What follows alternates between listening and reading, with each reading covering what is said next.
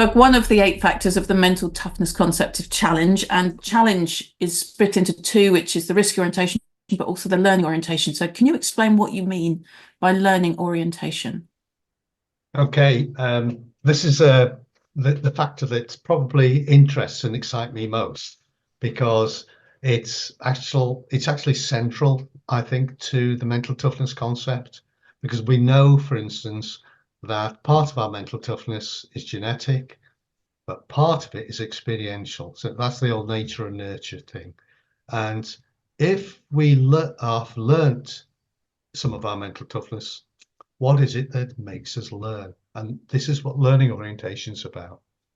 So learning orientation is describing we experience lots and lots of things every day throughout our lives. Some of them are negative, some of them are good.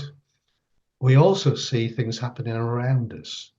And some of us are very good at noticing these events, thinking about what these events mean, and reflecting on what these events are telling us and learning from those events. Others, particularly when it comes to events that impact upon you, if you've got a low level of learning orientation and something negative happens, the chances are you'll try to sweep it under the carpet, forget about it, move on, and you won't learn from that experience. Yeah. And so that's the kind of spectrum.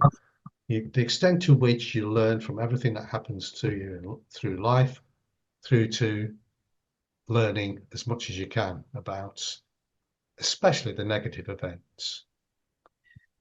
Okay, so you've explained that really well, and it's making me think, in my life, I'm a bit of an optimist, and that means that sometimes I don't learn from what happens because I think next time it'll be okay.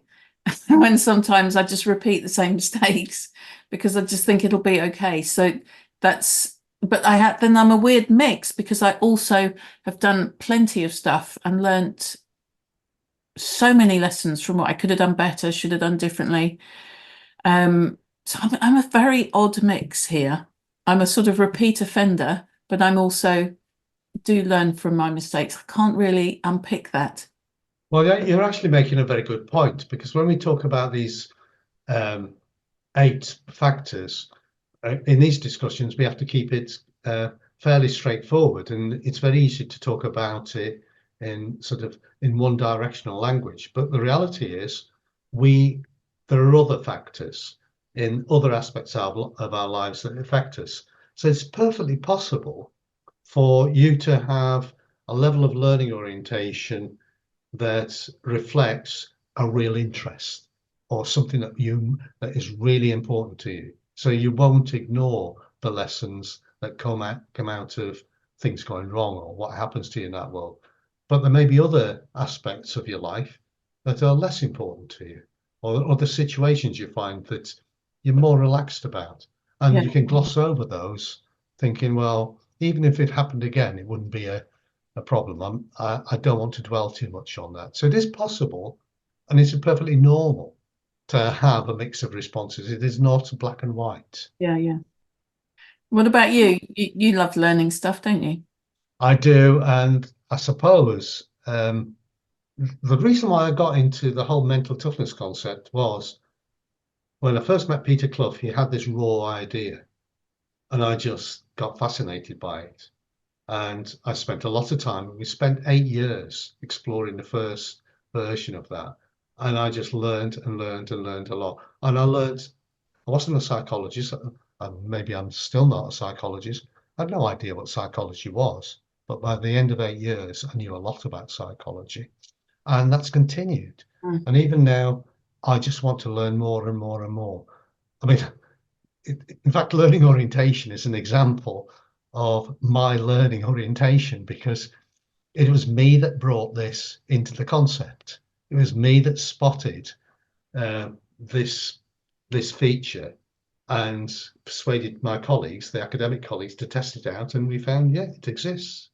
So this is about me pushing by the boundaries of my knowledge, and then finding there were gaps, and I just like learning. The downside of learning sometimes is you don't know when to stop and when to apply it. And that is probably true about me from time to time. Well, you mean you take on too much?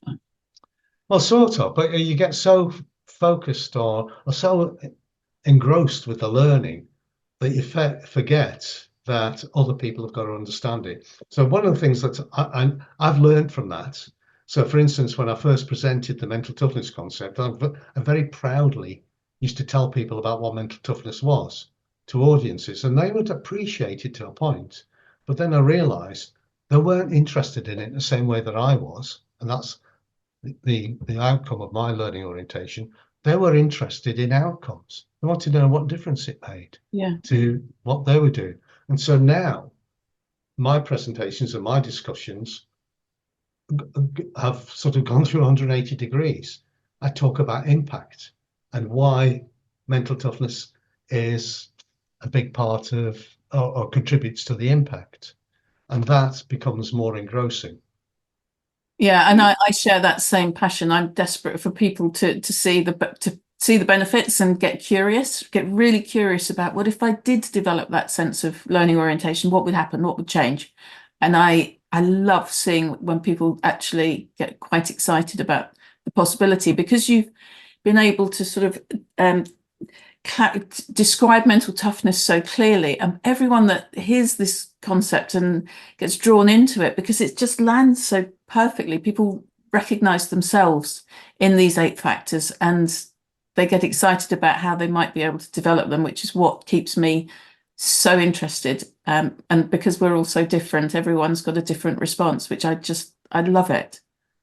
Yeah, and this particular quality is quite useful when you look at sort of group dynamics, because I've described a downside, one of my downsides of, it's not exactly overthinking, but getting too stuck into learning.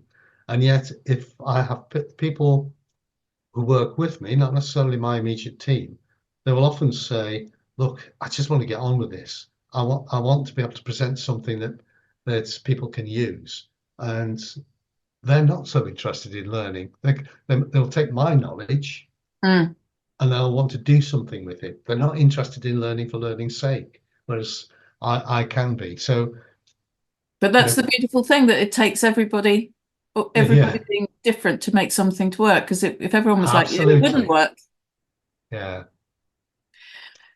Okay, well, thank you for explaining that. You and I both love talking about mental toughness. I know you're very keen for people to engage with the mental toughness assessment, the questionnaire, so that they can see their own mental toughness and where they might develop it. So if anyone is interested in doing that, then there's links on the page where you can click to find out more.